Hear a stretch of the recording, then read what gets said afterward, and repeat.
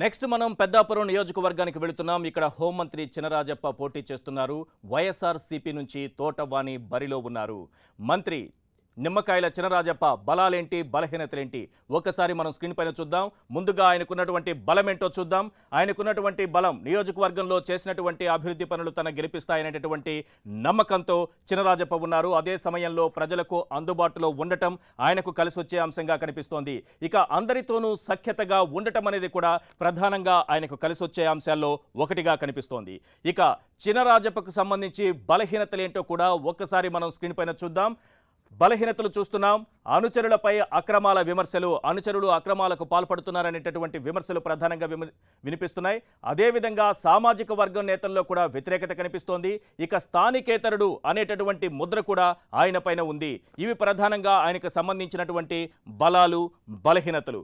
మరి తోటవాణి పరిస్థితి ఏ రకంగా ఉందో కూడా చూద్దాం. ఎందుకంటే హోంమంత్రిగా పనిచేస్తున్నటువంటి సీనియర్ నాయకుడితో ఆమె పోటీ పడుతున్నారు.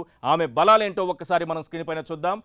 వ్యక్తిగతంగా ఆరోపణలు లేకపోవడం, ప్రత్యక్ష రాజకీయాల్లో ఇంతవరకు లేరు కాబట్టి ఆమె పైన వ్యక్తిగత ఆరోపణలు ఎలాంటివి కూడా లేవు. ఇక రెండో అంశం మహిళా నేత కావడం ఆమెకు కలిసి వచ్చేటటువంటి అంశంగా కనిపిస్తోంది.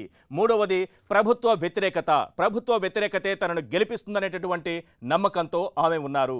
ఈ మూడు ప్రధానంగా ఆమెకు కలిసి వచ్చే అంశాలుగా కనిపిస్తున్నాయి. ఇక ఆమెకు సంబంధించినటువంటి బలహీనతలు ఏమైనా ఉన్నాయా ఒక్కసారి మనం స్క్రీన్ పైన చూద్దాం. అనుభవం లేకపోవటం, ప్రత్యక్ష రాజకీయాల్లోకి ప్రస్తుతం ఆమె కొత్తగా రావడం వల్ల అనుభవం లేని నాయకురాలిగా ఆమె కనిపిస్తున్నారు. నియోజకవర్గానికి కూడా కొత్త కావటం ఆమె బలహీనతలో ఒకటిగా కనిపిస్తోంది. అలాగే పార్టీలో వర్గ విభేదాలు చాలా ప్రధానమైనటువంటి అంశం.